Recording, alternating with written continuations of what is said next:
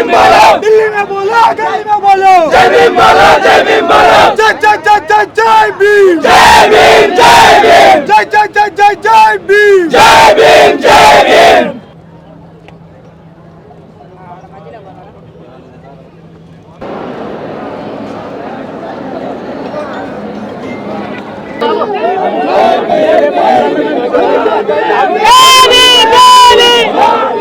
ముందుగా మీకు doctor BR Ambedkar గారి జన్మదిన శుభాకాంక్షలు. Thank you sir. మీకు కూడా అంబేద్కర్ గారి 134వ జయంతి శుభాకాంక్షలు.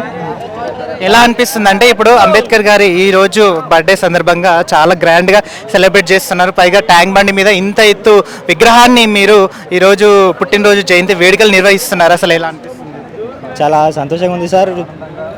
వెనుకబడ్డ తరగతుల ప్రజలకు కాకుండా మిగతా వాళ్ళు కూడా ఈ అంబేద్కర్ జయంతిని ఒక జయంతిలా కాకుండా పండుగలా జరుపుకునే ప్రయత్నాలు అందరూ చేస్తున్నారు. దీన్ని ఇంకా అందరికీ చేరుకోవాలి. ప్రతి వ్యక్తి ఇది ఒక కులానికో లేక ఒక సంఘానికో సంబంధించిన సిచ్యువేషన్ అనుకోకుండా ప్రతి ఒక్కరు ఇది ఒక అంబేద్కర్ జయంతి అనుకోకుండా ఒక జ్ఞానం ఉద్భవించిన రోజు, భారతదేశానికి స్వాతంత్రం అందడానికి ఒక రాజ్యాంగం రూపంలో అంబేద్కర్ అందించిన ఈ మహనీయుడి జయంతిని అందరూ చాలా ఘనంగా జరుపుకోవాలని కోరుకుంటున్నాం. జై భీమ్. రైట్. ఇప్పుడు మీరు ఇక్కడ విగ్రహం ఏర్పాటుకి కూడా జయంతి వేడుకలలో బాగా నిర్వహిస్తున్నారు. అంటే గత ప్రభుత్వం దీన్ని అఫీషియల్గా అనౌన్స్ చేయలేదు. ఇప్పుడు కూడా గవర్నమెంట్ నుంచి ఎటువంటిది కూడా కార్యక్రమాలు చేపట్టలేదు. దానికి ఎలా? ఖచ్చితంగా ఏ ప్రభుత్వం అయినా నిర్వహించాలి. ఇప్పటికీ భారతదేశంలో తెలంగాణ ఏ రాష్ట్రంలో అయినా పిఎం నుంచి సీఎం దాకా ఈరోజే మహనీయులకు జయంతులు ఇవన్నీ పురస్కరిస్తారు.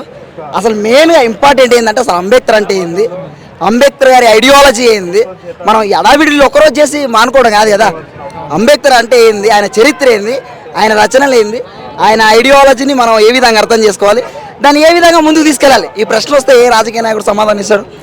కాబట్టి జయంతులు సెలబ్రేషన్స్ కాకుండా ఇవి మనం ఇప్పటివరకే పరిమితం కాకుండా ఆయన ఐడియాలజీని, ఆయన ఆలోచన విధానాన్ని మనం ఎంత ముందుకు తీసుకున్నాం అనేది మెయిన్ ఇంపార్టెంట్ ఫ్యాక్టర్. అది అంబేద్కర్ గారి ఆశయ సిద్ధాంతాలు కొన్ని ఉన్నాయి. ఇప్పుడున్న ఈ యువత ఖచ్చితంగా దాన్ని పాటిస్తుంది అంటారు.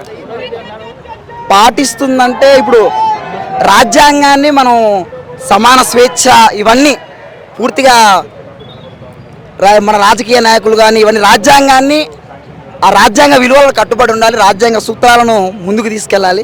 ఆ విధంగా ఉండాలి తప్పితే ఈ మహనీయుల జయంతులప్పుడు ఇవే కాకుండా ముందుకు తీసుకెళ్ళాలి. స్వేచ్ఛ, సమానత్వం ఇవన్నీ మీరు ఉందా అంటే సమాజంలో రాజ్యాంగం ఉందా అంటే ఖచ్చితంగా అది పూర్తి స్థాయిలో అమలు కాల. రాజ్యాంగం ఇంకా ప్రజలకు అర్థం కాల. అక్కడికి వెళ్ళాలి, ఇంకా పూర్తిగా రాజ్యాంగం అంటే ఏంది ఇవన్నీ ప్రజలకు అర్థం అయ్యాలి. అప్పుడు థ్యాంక్ యూ సో మచ్.